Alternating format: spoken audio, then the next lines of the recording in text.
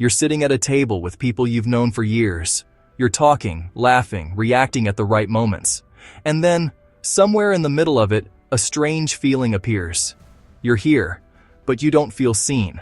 Nothing dramatic happens. The conversation continues, but by the end of the evening, you leave more alone than if you had stayed home. Most people think this means something is wrong with them, that they're awkward, or that their relationships are shallow. But that explanation is incomplete. By the end of this video, you'll understand why being physically present is no longer enough to feel connected, what your brain actually looks for in a real interaction, and why that feeling of invisibility appears even in a room full of people. Welcome to Mini Mind Hack. Many people today experience moments where they are surrounded by others, yet feel strangely disconnected, as if something essential is missing, even though everything on the surface seems normal. In this video, we'll look at what the brain actually considers a real connection, how modern interaction patterns reduce the depth of that experience, and why, over time, this creates a quiet but persistent sense of loneliness. To understand this, we need to start with what connection actually is. From the brain's perspective, connection is not just being near another person, it is a process. One of the clearest ways to understand this comes from the work of Michael Tomasello, an American developmental psychologist who spent decades studying human social behavior at the Max Planck Institute in Germany. He describes a key human ability called joint attention. This is not just looking at another person. It is when two people are focused on the same thing, and both are aware that they are sharing that focus. In everyday life, this is simple. You both notice something and react to it. You follow the same idea. You build on each other's thoughts. There is a sense that you are inside the same moment. When this happens, your brain begins to synchronize with the other person. Your attention aligns, your responses start to match in timing and tone. This is what the brain registers as connection. Now imagine the opposite. You are sitting with someone, but your attention keeps shifting.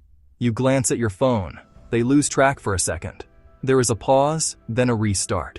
The interaction continues, but it never fully stabilizes. There is no shared focus that lasts long enough for that synchrony to form. From the outside, it still looks like a conversation. But internally, your brain experiences it as fragmented. And that fragmentation matters, because attention works like a loop. The longer it stays stable, the deeper the interaction becomes, but if it keeps resetting, the depth never builds. So even though you are physically present, the process that creates connection never fully completes. Let's go a layer deeper. Technology hasn't just changed what we write to each other, it has changed how we feel in the process.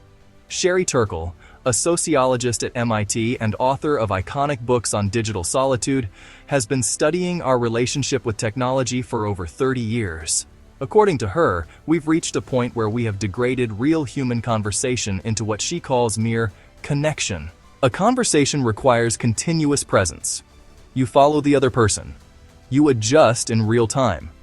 You tolerate small moments of silence.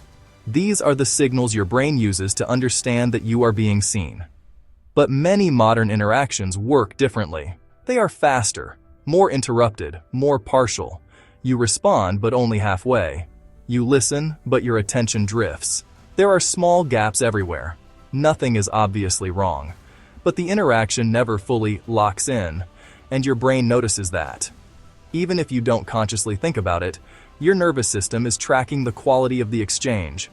It is looking for continuity, for shared attention, for emotional alignment.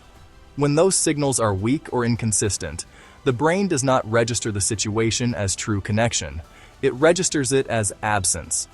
This is why you can feel alone in a room full of people, not because others are physically absent, but because the interaction never reaches the level of depth your brain expects. There is one more layer to this. Over time, we develop habits that further reduce that depth. In many social situations, we don't fully enter the interaction. We stay on the surface. We avoid pauses. We reach for our phones when the conversation slows down. This acts as a kind of buffer. It protects us from awkwardness. But it also prevents the interaction from becoming real, because real connection requires a certain level of exposure. It requires staying present long enough for something deeper to form. If you constantly interrupt that process, the interaction remains shallow, and your brain never receives the signal it is waiting for. So the feeling of being invisible appears, not as a dramatic event, but as a quiet, persistent sense that something is missing. Over time, this can become a pattern. You start to expect less depth. You adapt to shorter, more fragmented interactions, and the absence of connection begins to feel normal, but it is not neutral. Your brain continues to register that absence, and it translates it into that familiar feeling. I'm here, but I'm not really here. So when you find yourself in that situation again, sitting in a room, participating, but feeling strangely disconnected, it doesn't necessarily mean something is wrong with you. More often, it means your brain is not receiving the kind of interaction it was built for, not because people don't care, but because the structure of attention in the interaction keeps breaking. Once you see that, the feeling becomes easier to understand, not as a personal failure, but as a signal that the interaction lacks shared attention, continuity, and depth. And that recognition alone can begin to change how you approach those moments. Thank you for watching, and if these videos help you understand your own experience a little more clearly, you can subscribe to Mini Mind Hack or share your thoughts in the comments. If you'd like to explore the research further, the full list of literature and sources is available in the video description and the pinned comment below. Take care. See you next time.